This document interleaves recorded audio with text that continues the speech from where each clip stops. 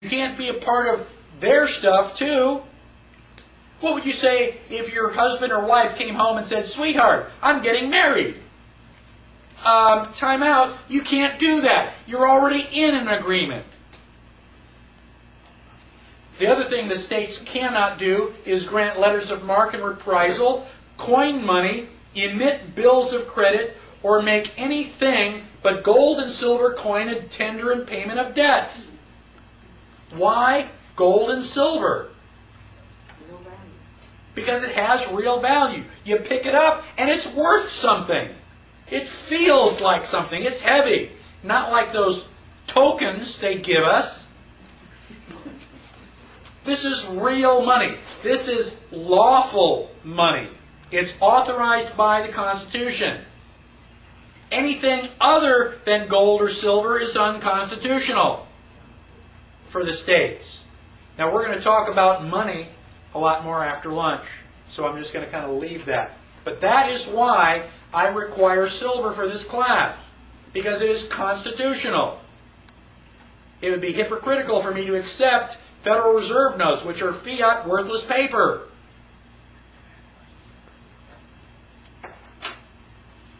So, Article 1 tells you everything that you need to know about Congress. It gives them a list of things that they are allowed to do. Anything that is not listed in Article 1, Section 8 is, by definition, unconstitutional. Article 2 deals with the executive. The executive is the President of the United States and his Vice President, and everybody else who is enforcing law down to your local police officer. He or she is also part of the executive. Now, it says on page 27, in that third paragraph there, the electors shall meet, each state shall appoint, in such manner as the legislature thereof may direct, a number of electors equal to the whole number of senators and representatives to which the state may be entitled in the Congress. How many representatives does Texas have now?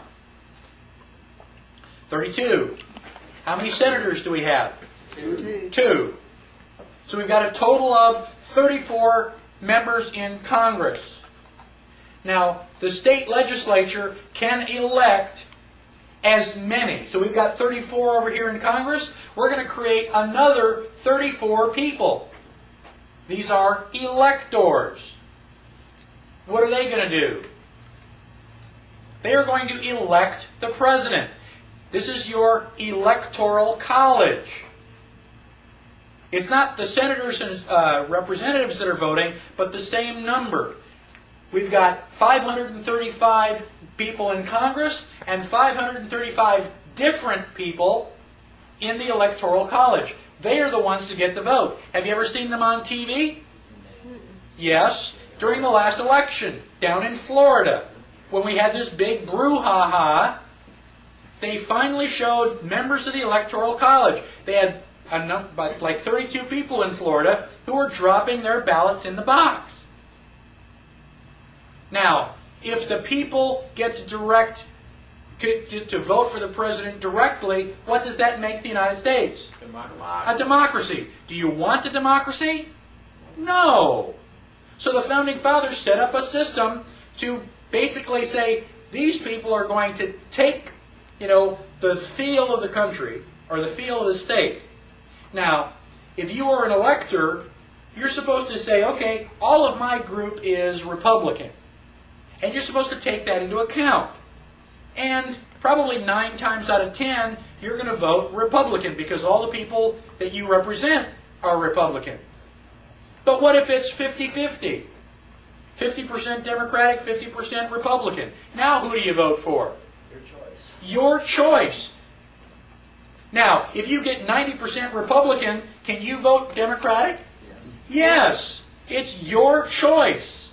You're supposed to do what you think is the smart thing to do. Because if the people all say, oh yeah, let's vote for that Ross Perot guy, and you don't think that's a good idea, you're protecting them from their own stupidity. That's why they elected you. What if the elector is stupid? You elected the wrong guy. How do you get to be an elected? What's that? How do you get to be It's based on each state. And what's that?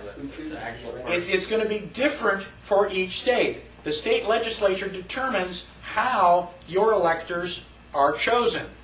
And one of the things on my growing list of things to do is to find out how Texas does it. I just haven't had time to get around to it. Through the political parties. Okay?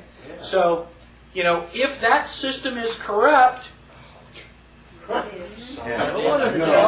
why are you voting for president? Why do we go out and cast our ballot? Does the popular vote mean anything? No.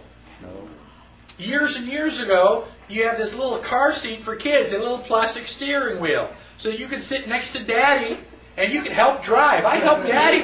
I help Daddy. Okay? If you're going, you know, and turning right with your steering wheel, can the car go left? Yeah, because your steering wheel's not connected. If voting for the president meant anything, it would have been illegal long ago. Now, the vice president, go to page 28. It says, you're going to vote for, okay, but in choosing the president, the votes shall be taken by the states. Where am I? Okay, right at the top of the page. So the person having the greatest number of votes shall be the president, if such number be the majority of the whole number of electors appointed. And if there be more than one of such a more, okay. Where does it say the vice president?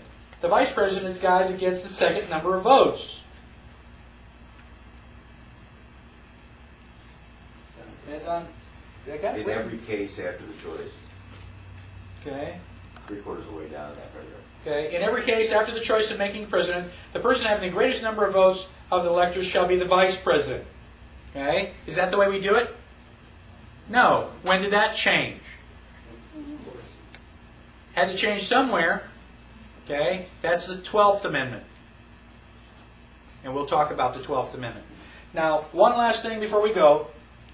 Page 29. Okay. Look at the last paragraph on the bottom of page 29. It says, before he enter on the execution of his office, he shall take the following oath or affirmation. Quote, I do solemnly swear or affirm that I will faithfully execute the office of President of the United States and will, to the best of my ability, preserve, protect, and defend the Constitution of the United States. Just like Clinton did. The oath of office is in the Constitution. They wrote it down. Why? It's a trust. It's a contract. And when you take that oath of office, you are swearing to defend and protect the Constitution. If you don't, it's perjury and treason. So, what I want to do is I'm going to stop there. We're going to break for lunch. When we come back, we'll finish up a little bit with the executive. All right?